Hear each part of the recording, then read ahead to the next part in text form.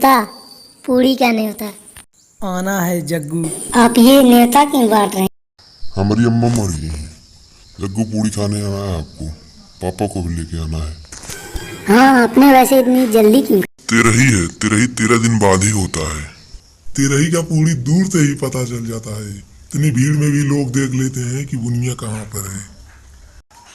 आपको घर ले जाने के लिए परोसा भी मिल जाएगा। ये चिपकू का ही लगाएगा? लड़की पढ़ाने के लिए इसको लगाना तो लड़की बहुत अच्छी अच्छी पढ़ती है, मस्त लड़की पढ़ती। नाम का हो तुम्हारा?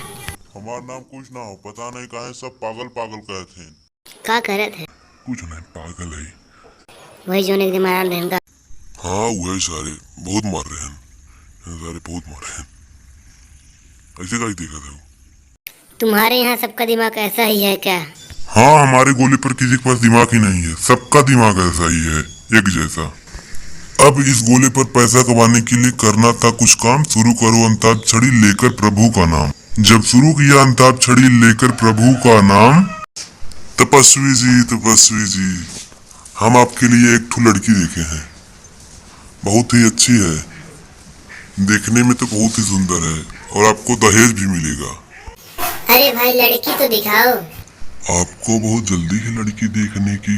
अरे भाई आप तो बहुत दूर दूर जाते हैं घूमने, वहाँ जहाँ भी जाते हैं वहाँ लड़की देखते हैं, तब पर भी आपका मन नहीं भरता है। पूछ रहे हैं